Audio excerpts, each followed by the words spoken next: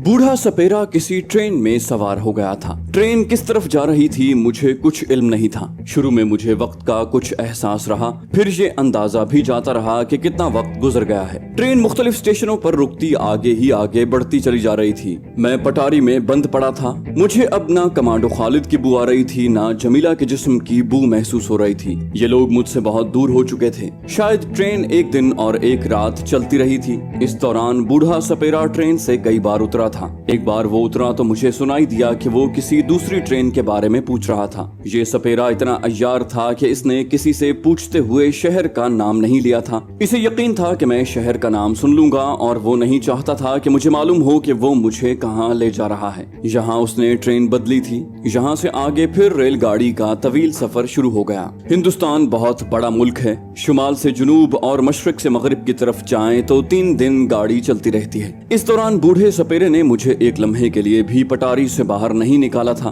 मुझे बाहर निकालने की उसे जरूरत ही नहीं थी। वो जानता था कि सांप कई कई दिन कुछ खाए पिए बगैर जिंदा रह सकता है। आखिर एक जगह वो रेलगाड़ी से उतरकर किसी लारी में सवार हो गया। लारी ऊंची जगहों पर देर तक चलती रही। काफी देर बाद एक जगह रुक गई। मुसाफिरों के उतरने की आवाजें आने लगी। यहाँ लोग ठीक ठाक उर्दू जबान में बातें कर रहे थे। मुझे महसूस होने लगा कि सपेरा पैदल चल रहा है। शायद कोई वीरान इलाका था। किसी गाड़ी, मोटर या आदमी की कोई आवाज नहीं आती थी। एक बार सिर्फ एक हवाई जहाज की आवाज सुनाई दी जो आसमान पर से गुजर रहा था। ये आवाज भी आहिस्ता आहिस्ता दूर होते होते गायब हो गई। फिर परिंदों की आवाजें आईं। ये आवाजें भी पीछे रह गईं और खामोशी छा गई। बूढ़ा सपेरा एक खास नपी तुली रफ्तार से चलता चला जा रहा था। खुदा जाने वो मुझे कहाँ लिए जा रहा था। एक बैलगाड़ी करीब से गुजरी। मुझे बैलों की घंटियों की आवाज आई। किसी देहाती ने बूढ़े सपेरे को मुखातिब करके कहा, प्रणाम मीरू दादा। प्रणाम भैया,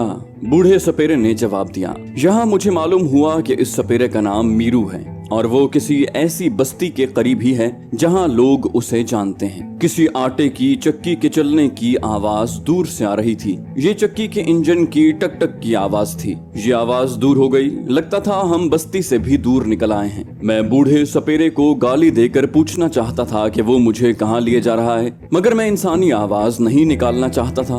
बोलने से मेरा राज फाश हो जाता। मैं सब्र शुक्र करके पटारी में खामोश पड़ा रहा। बूढ़े सपेरे को लारी से उतरकर पैदल चलते आधा घंटा जरूर गुजर गया था। कमबख्त ऐसा चाको चौबंद बूढ़ा था कि जरा नहीं थका। आखिर एक जगह वो रुक गया। वो बैठ गया। फिर ऐसा लगा जैसे उसने अपना झोला कंधे से उतार कर एक तरफ रख दिया। मुझे पानी की आवाज आई। बूढ़ा मुंह हाथ धो रहा था। शायद ये कोई नदी थी। थोड़ी देर तक बूढ़ा सपेरा वहाँ बैठा रहा। उसके बाद फिर आगे रवाना हो गया, मगर अब वो कदम कदम चल रहा था। लगता था कि उसकी मंजिल आ गई है। दूर से कुछ बच्चों के खेलने और एक दूसरे को पुकारने की आवाजें आईं। बूढ़ा सपेरा रुक गया। किसी ने उसको पुकार कर कहा, मीरू तुम अंदर बैठो, मैं आ रहा हूँ। मीरू सपेरा चंद कदम चलकर एक जगह बैठ गया। झोले को उसने अपने घुटनों पर रख लिया था। थोड़ी ही देर में वही आदमी जिसने उसे आवाज दी थी, उसकी आवाज करीब से आई। कहो दादा, कहाँ गए थे? कोई कमाई वगैरह हुई? बड़े दिन लगा दिए हैं इस बार। बूढ़े सपेरे ने जवाब दिया, लोग भाग सांपों का तमाशा अब नहीं देखते। बच्चे भी दूसरे खेल खेलते हैं। सांप का तमाशा दिखाऊं तो उनकी माएं उन्हें पकड़कर घरों में ले जाती हैं कि नाक डस लेगा। फिर बूढ़े सपेरे ने उस आदमी से पूछा, मुरारी आया था? दूसरे ने कहा, कल आया था। कहता था मीरू दादा आए तो उसे कहना मैं अगले दिन रात को आऊंगा, शायद वो आज आ जाए। पहला बोला, हाँ दादा तुम्हारे लिए खिचड़ी लाऊं? तेरी बहू ने आज खिचड़ी पकाई है। बूढ़ा बोला, ले आओ। दूसरा आदमी चला गया। बूढ़े शिकारी ने झोले में से पटारी निकाली, उसका ढकना खोला और मुझे गर्दन से पकड़ लिया। हैरानी की बात है कि उसके हाथ में अजीब ताकत थी। जैसे ही वो मेरे करीब आया, मुझ पर और ज्यादा नक्काहत तारी हो गई और मैं कोशिश के बावजूद बूढ़े सपेरे के हाथ पर न डस सका। लेकिन वो इतना तजुर्बेकार और पुराना सपेरा था कि अगर मैं डस भी लेता तो उसके पास मेरे जहर का तोड़ जरूर मौजूद होता। इस किस्म के पुराने और तजुर्बेकार बूढ़े सपेरों के पास शिवनाग का मनका हर वक्त मौजूद रहता है। उन पर जहरीले से जहरीले सांप के जहर का कोई असर नहीं होता। इसके अलावा उन्हें ऐसे मंत्र याद होते हैं कि जिनके फूंकने से सांप के जहर का असर खत्म हो जाता है। लेकिन मैंने इस ख्याल से उसे डसने की कोशिश की थी कि शायद मेरा जहर उसे हलाक कर दे। मैं अपनी जगह से थोड़ा सा हिला जरूर था, लेकिन डसने के लिए जितना मुंह खोलने की एक सांप को जरूरत और दांत गाड़ने के लिए जितनी ताकत की जरूरत होती है, वो मुझ में नहीं थी। बूढ़े सपेरे ने मुझसे मुखातिब होकर कहा, कहा, मैं तुम्हें जहाँ लेकर आ गया हूँ यहाँ से तुम कभी वापस नहीं जा सकोगे। तुम्हारे लिए यही बेहतर है कि मुझको अपना भेदी बना लो। मुझसे आदमियों की तरह बात करके बता दो कि तुम आदमी ही हो और तुम पर फुला सपेरे ने मंत्र करके तुम्हें सांप बना दिया है। बोलो। मैंने तो फैसला कर रखा था कि चाहे कुछ हो जाए ये राज मैं इस मक्कार को नहीं बताऊंगा। यही एक चीज मेरे पास बाकी रह गई थी जिसकी मैं पूरी तरह हिफाजत कर रहा था और जिस पर मेरा इख्तियार भी था, और उस अय्यार सपेरे का कोई इख्तियार नहीं था। उसके पास ऐसा कोई मंत्र नहीं था जिसको फूंक कर वो मुझे इंसानों की तरह बोलने पर मजबूर कर सके। मैं चुप रहा। बूढ़े सपेरे ने फिर कहा, तुम मेरे दोस्त बन जाओ, मैं तुम्हें दुनिया का सबसे बड़ा धनवान, सबसे बड़ा दौलतमंद आदमी बना दूंगा। लोग दूर दूर से तुम्हारी पूजा करने आएंगे और तेरे कदमों में सोने चांदी के ढेर लगा देंगे। शर्त सिर्फ इतनी है कि तुम दिन में एक बार अपने पुजारियों के आगे इंसानी आवाज में एक श्लोक पढ़ दिया करना। मैं समझ गया कि वो मुझे किसी मंदिर में रखकर लोगों को अहमक बनाकर ये मशहूर करके मेरी अंधाधुंध पूजा करवाना चाहता था कि मैं शिवजी देवता का मुकद्दस सांप हूँ और मेरे अंदर शिवजी बोल रहे हैं। इस तरह से वो मेरे जरिए खुद बेपनाह दौलत कमाना चाहता था। मुझे ख्याल भी आया कि अगर मैं इस पर ये जाहिर करूं कि मैं वाकई इंसानी आवाज में बात कर सकता हूं तो ये मुझे किसी मंदिर में ही बिठाएगा। मैं वहां से आसानी से फरार हो सकूंगा। फिर ख्याल आया कि ये मक्कार सपेरा इतना अहमक और गधा नहीं है कि आसानी से मुझे फरार होने का मौका दे दे। इसको भी मालूम है कि मैं फरार हो सकता हूँ। ये कोई ऐसा मंत्र पढ़कर मुझ पर फूंक देगा कि मैं अपनी जगह से हिल भी नहीं सकूंगा या थोड़ी सी हरकत ही कर सकूंगा। इसका इलाज तो एक ही था कि मेरा दौरा खत्म हो जाए और मैं खुद ब खुद सांप से अपनी इंसानी शक्ल में वापस आ जाऊं और यहाँ से फरार हो जाऊं। फिर ये ख्याल भी आता कि मुझ पर सपेरे ने जो नीम बेहोशी का मंत्र फूंका हुआ है, हो सकता है मेरे इंसान बन जाने पर भी वो असर मेरे जिस्म पर कायम रहे और मैं अपनी जगह से हरकत न कर सकूं। गरज के मैं अजीब मुश्किल में फंस गया था, लेकिन ये मैंने अहद कर लिया था कि मैं सपेरे पर ये जाहिर नहीं होने दूंगा कि मैं इंसान की तरह बात कर सकता हूँ। सिर्फ इसी तरह मैं उसे शिकस्त दे सकता था। मैं एक झोंपड़ी में था जिसके दरवाजे में से डूबते सूरज की फीकी रोशनी अंदर आ रही थी। यहाँ भोपाल वाली सर्दी नहीं थी जिससे मालूम होता था कि ये हिंदुस्तान का जुनूबी इलाका है। झोंपड़ी के दरवाजे में से बाहर वीरान मैदान था जहाँ दूर एक दो झोंपड़ियां दिखाई दे रही थी। शायद ये सपेरों की कोई बस्ती थी। बाहर से किसी के कदमों की आहट आई तो बूढ़े सपेरे ने जल्दी से मुझे पटारी में बंद करके पटारी चारपाई के नीचे रख दी। वही आदमी जिसने बूढ़े शिकारी से खिचड़ी के बारे में कहा था, केले के पत्तों में उसके लिए खिचड़ी और पानी लेकर आ गया। उसने कहा, दादा लो खिचड़ी खाओ, पानी भी ले आया हूँ। बूढ़ा शिकारी बोला, जीत रहो बेटा। दोनों आपस में दूसरे सपेरों और सांपों के बारे में बातें करते रहे। फिर वो आदमी चला गया। सपेरा चारपाई पर लेट गया। मुझे चारपाई के चरचराने की आवाज आई थी जिससे मैंने अंदाजा लगाया था कि वो लेट गया है। काफी वक्त गुजरने के बाद किसी ने बाहर से आवाज दी, अरे मीरू दादा, अंदर हो क्या? बूढ़ा शिकारी जल्दी से उठकर बैठ गया। बोला, मुरारी अंदर आ जाओ, मैं तुम्हारी ही राह देख रहा था। कोई आदमी अंदर आकर चारपाई पर बैठ गया। उसका नाम मुरारी था। मुरारी ने पूछा, कहो कोई सफलता हुई, कुछ मिला? बूढ़े शिकारी ने फरते मुसर्रत से कांपती हुई आवाज में कहा, अरे मुरारी, लक्ष्मी देवी हम पर मेहरबान हो गई है। आजकल ऐसे सांप कहाँ मिलते हैं जो आदमी की जान में आ जाते हैं, लेकिन लक्ष्मी देवी हम पर मेहरबान थी, मुझे एक ऐसा सांप मिल गया है। मुरारी ने बेख्तियार होकर पूछा, कहाँ है ये सांप? मुझे दिखाओ, जल्दी दिखाओ। अरे हम तो करोड़पति बन जाएंगे। ये दोनों एक दूसरे के हमराज लगते थे। बूढ़े सपेरे ने चारपाई के नीचे से पटारी निकालकर अपने आगे चारपाई पर रखी और उसे खोल दिया। देखो, ये है वो सांप। झोंपड़ी में लालटेन रोशन थी। रात हो गई थी। उसके हमराज साथी मुरारी ने झुककर हमें देखा और बोला, दादा क्या ये आदमी की तरह बोलता है? बूढ़ा शिकारी कहने लगा, बस यही एक मुसीबत है, ये आदमी की आवाज जानबूझकर नहीं निकाल रहा। अरे मेरा तजुर्बा बता रहा है कि इसके जिस्म से वही बू आ रही है जो एक मनुष्य नाग के जिस्म से आती है, मगर ये बड़ा चालाक आदमी है, मुंह बंद करके बैठा है, मेरे लालच देने पर भी नहीं बोलता। मुरारी भी कोई सपेरा था। उसने मुझे उठाकर सूंघा और बोला, दादा है तो ये मनुष्य सांप। अरे तुमने तो कमाल कर दिखाया दादा। राजा से हम 10 लाख सोने की मोहरें लेंगे, पूरे 10 लाख। मगर दादा जब तक ये सांप आदमी की जबान में कोई बात नहीं करेगा, राजा तो हमें फूटी कौड़ी नहीं देगा, बल्कि हमें उल्टा रियासत की जेल में बंद कर देगा, जहाँ से हम कभी बाहर नहीं निकल सकेंगे और वहीं मर खप जाएंगे।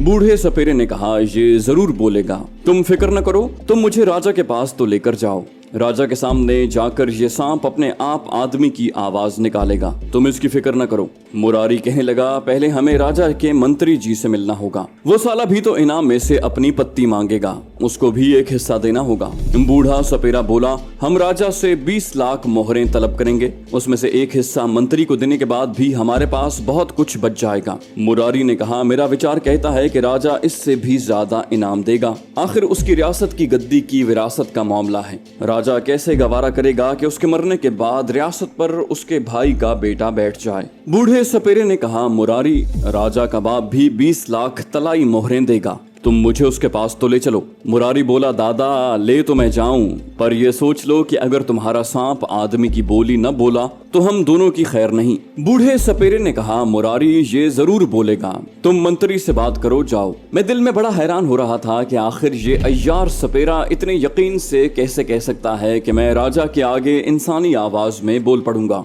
बहुत गौर किया मगर कुछ समझ में न आया कि इस मक्कार सपेरे ने दिल में क्या सोचा हुआ है। आखिर मैं इसी नतीजे पर पहुंचा कि ये राजा के दरबार में जाकर मुझ पर जरूर कोई खास किस्म का तिलिस्मी मंत्र फूंकेगा, जिसके असर से मैं अपने आप बोल पड़ूंगा। मैंने दिल में फैसला कर लिया कि चाहे कुछ हो जाए मैं जबान नहीं खोलूंगा। वो रात गुजर गई। दूसरे दिन मुरारी ने आकर बूढ़े सपेरे को बताया कि राजा के मंत्री ने अपने महल में बुलाया है। बूढ़ा सपेरा उसी वक्त उसके साथ चल पड़ा। जिस पटारी में मैं बंद था वो उसने अपने पास रख ली थी। ये मेरे कड़े इम्तिहान का वक्त था। कुछ मालूम नहीं था कि राजा के दरबार में जाकर क्या हो जाए। आखिर इस पुराने पापी सपेरे ने कोई ऐसा मंत्र पढ़ दिया जिसका मुझ पर असर हो गया और मैं अपने आप बोल पड़ा तो ये मेरी शिकस्त और इस बदमाश की फतह होगी जो मैं नहीं चाहता था। ये खास मंत्र इस बूढ़े सपेरे ने आखिरी वक्त के लिए शायद इसीलिए बचा कर रखा हुआ था। मैं पटारी में बंद था, देख नहीं सकता था कि बाहर क्या हो रहा है और ये लोग मुझे लेकर कहाँ आ गए हैं। जगह जगह बूढ़े सपेरे और मुरारी से पूछगिछ होती कि कौन हो, कहाँ जा रहे हो, इजाजतनामा दिखाओ। मुरारी उसकी रहनुमाई कर रहा था। उसके पास रियासत के राजा के मंत्री का खास इजाजतनामा था, जिसे दिखाकर वो महल में एक कमरे में पहुंच गया जहां उसे बताया गया कि यहाँ बैठो, मंत्री जी अभी तशरीफ लाते हैं। दोनों बैठ गए और आपस में आहिस्ता आहिस्ता बातें करने लगे। थोड़ी देर बाद उनके बैक वक्त प्रणाम करने की आवाज आई, मंत्री जी को महाराज शिव जी के दर्शन हो। महाराज, मीरू सपेरा हाजिर है। एक भारी आवाज आई, क्या वो सांप मिल गया है? मीरू ने कहा, हाँ महाराज मिल गया है। ये देखिए, ये शिव जी के एक अवतार का नाग है। ये देवता सम्मान है पर सांप की जॉन में है। मंत्री ने पूछा, ये कैसे मालूम हुआ कि ये देवता है? इसको बुला कर दिखाओ, पहले ये आदमी की आवाज में बात तो करे। मीरू ने बड़े एतमाद से कहा, महाराज आप हमें राजा जी के हुजूर ले चलें, मैं आपको विश्वास दिलाता हूँ वहाँ जाते ही ये आदमी की आवाज में बातें करेगा। वो बोला, ये तुम कैसे कह सकते हो? पहले यहाँ इससे बात करके दिखाओ। राजा के हुजूर ना बोला तो मेरी भी बेइज्जती होगी और तुम दोनों भी कैद में डाल दिए जाओगे। खुदा जाने बूढ़ा सपेरा क्यों इसरार कर रहा था। कहने लगा, महाराज ये राजा के दरबार के सिवा और किसी जगह नहीं बोलेगा। आप विश्वास रखें महाराज, ये राजा के दरबार में अपने आप बोलने लगेगा। मेरे पास एक खास मंत्र है जिसका असर सिर्फ राजा के सामने ही इस पर होगा। मंत्री ने कहा, अगर तुम्हारा मंत्र न चला तो मेरी जो बेइज्जती होगी वो तो होगी, मगर तुम भी जिंदा न बच सकोगे, ये सोच लो। बूढ़े शिकारी ने उसी पुरएतमाद लहजे में कहा, महाराज ये जरूर बोलेगा। तब मंत्री ने मुरारी से कहा, मुरारी तुमने इस सपेरे से मेरे हिस्से की बात कर ली है ना? तुम्हें राजा से जो इनाम मिलेगा उसका तीसरा हिस्सा मेरा होगा। मुरारी ने कहा, महाराज मैंने बात कर ली है, आप बिल्कुल फिक्र न करें। मंत्री बोला, तुम लोग यहाँ आराम करो, मैं राजा साहब से बात करता हूँ। खुदा जाने ये हिंदुस्तान की कौन सी रियासत थी। कोई छोटी सी गुमनाम रियासत ही होगी, क्योंकि बड़ी बड़ी रियासतें तो भारतीय हुकूमत ने खत्म कर दी थी। मंत्री के जाने के बाद मुरारी एक बार फिर बूढ़े सपेरे से कहने लगा कि मीरू दादा एक बार फिर सोच लो, अभी वक्त है, कम से कम मुझे ही बता दो कि तुम राजा के सामने जाकर उस पर कौन सा मंत्र पढ़ोगे। बूढ़े सपेरे ने उसे कुछ न बताया। थोड़ी देर बाद ये लोग मेरी पटारी लेकर चले गए। उनके कदमों की आवाज नहीं आ रही थी, मालूम होता था कि वो कालीनों पर चल रहे हैं। फिर वो एक जगह रुक गए। मुरारी और बूढ़े सपेरे ने किसी को हिंदी संस्कृत में जबरदस्त तरीके से प्रणाम वगैरह किया। मंत्री की आवाज बुलंद हुई, महाराज बूढ़ा सपेरा मीरू अवतारी नाग लेकर आपकी सेवा में हाजिर है। किसी मर्द ने बावकार आवाज में पूछा, मीरू क्या तुम्हें पूरा विश्वास है कि ये अवतारी नाग ही है? बूढ़े सपेरे ने आजिज़ी से कहा, महाराज मेरी 7 संतानें नागों में गुजरी हैं। मैं सांप की बू सूंघ कर उसकी नस्ल को पहचान लेता हूँ। ये अवतारी नाग ही है, मुझे पूरा विश्वास है। बावकार आवाज यकीनन राजा की थी। उसने दूसरा सवाल किया, क्या तुम इससे इंसान की आवाज में बात कर सकते हो? क्योंकि यही अवतारी नाग की पहचान है और हमें इसी नाग की जरूरत है। बूढ़ा सपेरा बोला, महाराज हाथ कंगन को आरसी क्या, मैं अभी नाग से बात करके दिखाता हूँ। उसके साथ ही उसने मेरी पटारी खोल दी, मुझे गर्दन से पकड़कर बाहर निकाला। मैंने देखा कि मैं किसी आलीशान महल के सजे हुए कमरे में हूँ। दीवारों पर रेशमी पर्दे लटक रहे थे। सुतूनों के पास सुर्ख वर्दियों वाले खादिम अदब से खड़े थे। छत मुनक्कश थी जिसमें कहीं कहीं बिलोर के कीमती फानूस लगे थे। मेरे करीब ही मसनद पर गाँव तकिए लगाए एक भारी भरकम आदमी जिसकी बड़ी बड़ी मूछें थीं, गले में हीरे मोतियों के हार थे, चमकीली अचकन और रेशमी पगड़ी बांधे बैठा हुआ था। बूढ़े सपेरे के पास मुरारी और मंत्री अदब से खड़े थे। बूढ़े सपेरे ने मुझे चांदी की छोटी सी मेज पर बिठा दिया। उसके हाथ में न जाने कौन सा तिलिस्म था कि उसका हाथ लगते ही मेरे बदन की नक्काहत बढ़ जाती थी और मैं ज्यादा हरकत नहीं कर सकता था। सपेरे ने अपनी जेब में से एक काला धागा निकाला और उसे सामने रखकर उसी पर मंत्र पढ़ पढ़ कर फूंकने लगा। फिर उसने वो काला धागा मेरी गर्दन में बांध दिया। उसके बाद दोबारा मंत्र पढ़ने लगा। जैसे जैसे वो मंत्र पढ़कर मुझ पर फूंकता जा रहा था, वैसे मेरे अंदर एक तमव्वुज सा पैदा होने लगा था। कोई शय बेख्तियार होकर मेरे अंदर से बाहर निकलने की कोशिश कर रही थी। मुझे फौरन एहसास हुआ कि ये मेरी आवाज है, जो मेरे सांप वाले जिस्म के अंदर से बुलबुलों की शक्ल में मेरे मुंह के करीब आ रही है। बूढ़े सपेरे ने मंत्रों की आवाज तेज कर दी।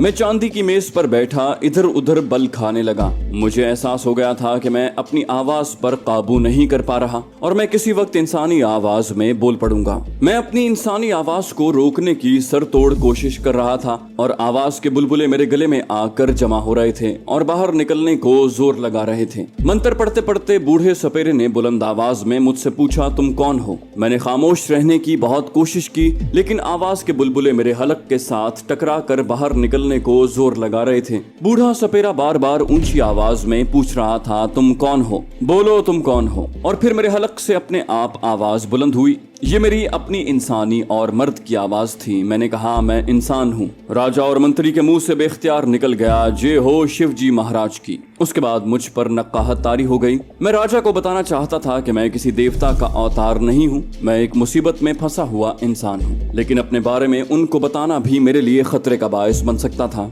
अगर मैं अपनी असली हकीकत वहाँ जाहिर कर देता तो ये बात महल तक महदूद नहीं रह सकती थी। रियासत में और रियासत के बाहर दूसरे शहरों में ये बात आम हो जाती कि राजा के पास एक सपेरा ऐसा सांप लाया है जो पाकिस्तानी जासूस है। पुलिस मेरी तलाश में वहाँ पहुँच सकती थी। मैं बात को बढ़ाना नहीं चाहता था और ये सोचकर खामोश रहा कि थोड़ी सी नक्काहत दूर हो जाए तो मैं यहाँ से फरार हो जाऊं। बूढ़े शिकारी ने मुझसे कहा, सुनो अवतारी नाग, तुम्हें राजा अधिराज जो हुक्म दें इसे पूरा करना होगा। क्या इनका हुक्म मानोगे? मेरे हलक से आवाज के कुछ बुलबुले बाहर निकलकर फट गए और मुझे अपनी आवाज ये कहती सुनाई दी, मैं हर हुक्म मानूंगा। उसके बाद राजा ने मंत्री से कहा, मंत्री जी, अवतारी नाग को हमारी महारानी के कमरे में पहुंचा दिया जाए और मीरू शिकारी को इसका पूरा पूरा इनाम दिया जाए। मंत्री ने सर झुकाकर कहा, जो हुक्म महाराज। मेरे लिए उसी वक्त बिलोर का छोटा सा मर्तबान लाया गया। बूढ़े शिकारी ने मुझे उसमें डालकर बंद कर दिया और राजा से कहा, महाराज 3 रातें ये अवतारी नाग महारानी जी के कमरे में रहेगा और जैसा मैंने मंत्री जी को कहा है वैसा ही किया जाएगा। अगर महारानी जी के पास ये अवतारी नाग 3 रातें रह गया तो भगवान की कृपा से महारानी जी के यहाँ बड़ा खूबसूरत लड़का पैदा होगा जो महाराज का नाम रोशन करेगा। राजा ने खुश होकर कहा, हम ऐसा ही करेंगे। बूढ़े सपेरे ने कहा, महाराज इस अवतारी नाग पर मैंने शिव नाग का मंत्र फूंक दिया है, ये चाहे भी तो भाग नहीं सकेगा। महारानी जी को हिदायत कर दीजिएगा कि जब तक अवतारी नाग कमरे में ही रहे वो कमरे के सारे दरवाजे बंद रखें। मंत्री ने जवाब दिया, बेफिक्र रहो, जैसा तुम कहते हो वैसा ही होगा। अब तुम जा सकते हो, सुबह आकर अपना इनाम और इकराम ले जाना। तो दोस्तों ये थी हमारी आज की एपिसोड। उम्मीद करते हैं आपको हमारी कहानी पसंद आई होगी। जाने से पहले इस वीडियो को लाइक कीजिए और शेयर करना मत भूलिए। कमेंट करके हमें बताइए कि आपको हमारी वीडियो कैसी लगी और अगर अभी तक आपने इस चैनल को सब्सक्राइब नहीं किया तो इसे सब्सक्राइब कीजिए और बेल आइकन दबाकर ऑल नोटिफिकेशंस ऑन कर लीजिए।